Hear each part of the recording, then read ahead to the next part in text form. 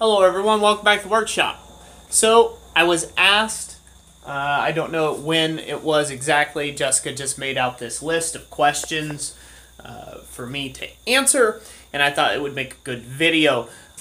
One of the questions I got asked is, what type of steel do I keep on hand regularly? Or what are some good types of steel to take and keep on hand, or sizes, rather?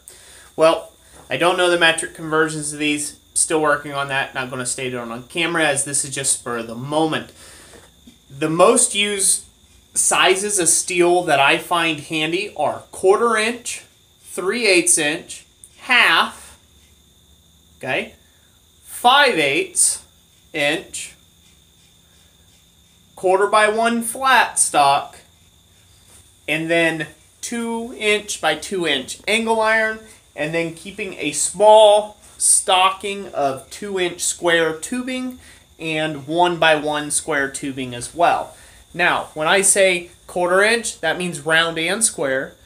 When I say 3/8, round and square, same thing for all the way up to 1 inch, but I keep very little 1 inch actually on hand. Now, it all depends on what type of work you're most interested in doing.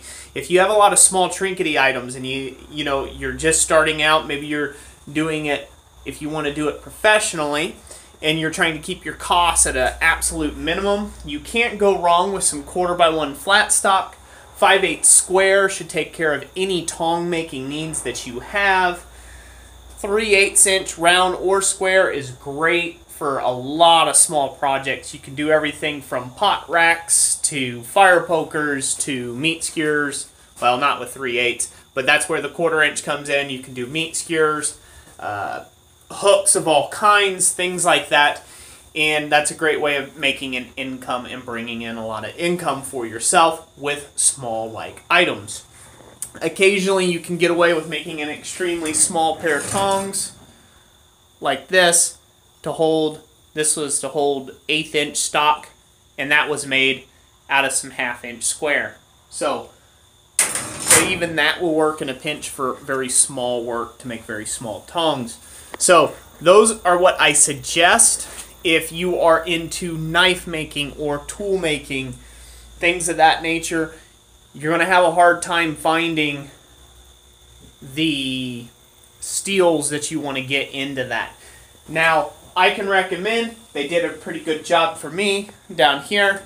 This is for some videos that are coming up here, not knife making, but the videos that I'm going to be making out of that steel, that came from New Jersey Steel Baron, and he was about the only source that I had found that I could buy a small quantity of high carbon steels. So I would check them out. That would be a resource for you. I'll try to put a link down in the description to their website for anybody who wants to take a look there.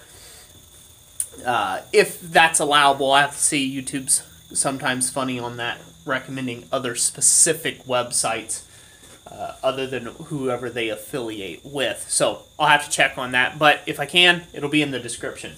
So that's pretty much it. That's where I get all my stuff from as far as scrap wise.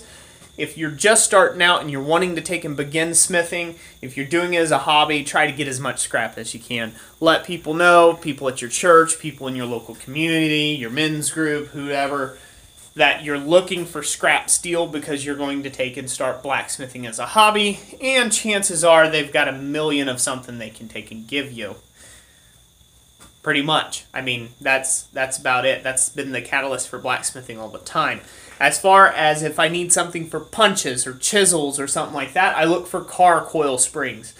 If you find a leaf spring repair shop or, a spring place, people that do lift kits, things like that for trucks and stuff, you can usually get them to give you their coil springs, or for a very small fee, buy their old coil springs off of them, and that is definitely a value because there is a lot of material in a coil spring. A leaf spring is pretty much you see what you get, but in a coil spring there is a ton of material in one coil of coil spring that you can get your first punches made and things like that.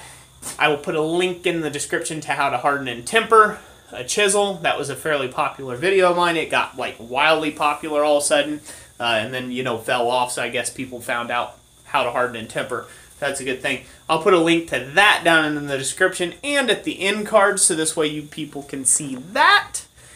And hopefully that'll be a resource for you. So anyways, that's it for this video. God bless you all. I hope you enjoyed this video. I hope it was informative and answered the question well. We will catch you on the next one. Thank you all for watching. God bless you, and we'll talk to you soon.